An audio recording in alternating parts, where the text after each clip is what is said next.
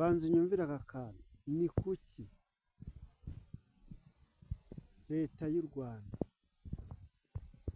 yafashe abantu bapimaga inzoga z'ibikorano cyangwa se imisururu n'inzarwa n'ubundi bwoko, bakazimena bagashyiraho amavideo ku mihanda, twese tukabibona tukabimenya, bwacya tukumva ngo bafunze inzoga ziri mu bwoko bw'ibyuma, ariko bagashyiraho ibwiriza rivuga ngo abaziranguye, abazifite bazazisubiza aho baziranguye ku ruganda.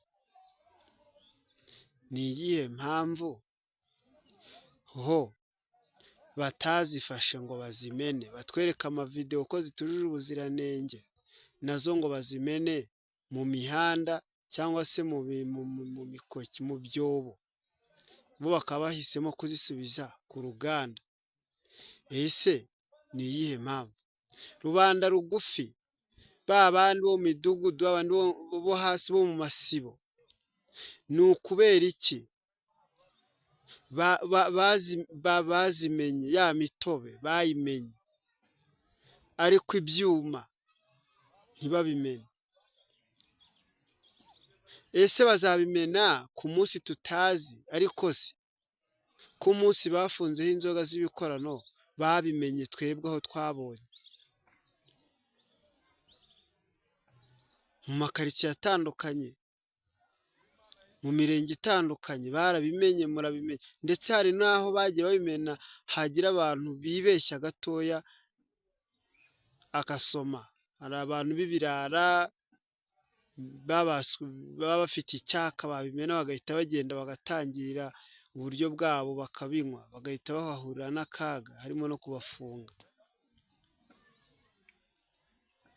Ese koko iki kintu ndi kuvuga uri kucyumva? Uburemere uri kubitekereza? Ese nuko wenda uriya muntu w'igikorano wo hasi,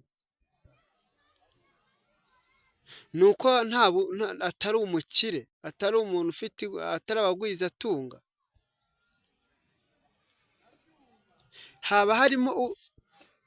haba harimo umwihariko watuma bamwe bavuga ngo inzoga zabo ntizemewe? Ibaza umuntu yahinze urutoki, aruhinga ariko kugira ngo ajye yengamo inzoga,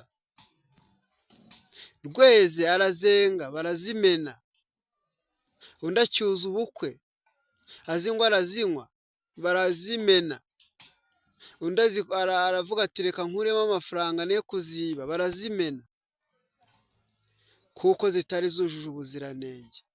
None izindi ngo ntago zujuje ubuziranenge, aho kuzimena bagiye kuzisubiza ku maduka ngo bazishakire andi masoko. Ese ayo masoko kuki batemereye rwarwa ngo nago bazarushakira irindi soko? Andika muri comment uko byumva, wowe ucyumva iyi video, kandi ushaka kujyana natwe uduha inkunga itandukanye, kana subscribe kugira ngo nitujya dushyiraho ibiganiro bitandukanye, tukibishyiraho ujye uhita ubona notification, kandi inkunga yawe irakenewe. Nshuti, niba ukunda abanyarwanda, niba ukunda abantu bavuga ururimi rw'ikinyarwanda,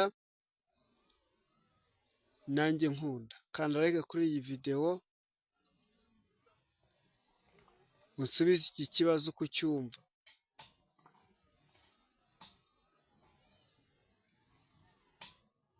Iyi ni Igisobanuro TV. Niyonsaba Emmanuel.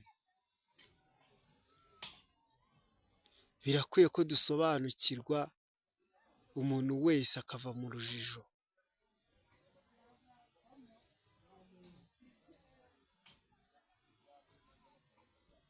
Mugira amahoro. Igisobanuro TV, across the land, together we rise, together we see the future is bright with Ikiso Banuno TV.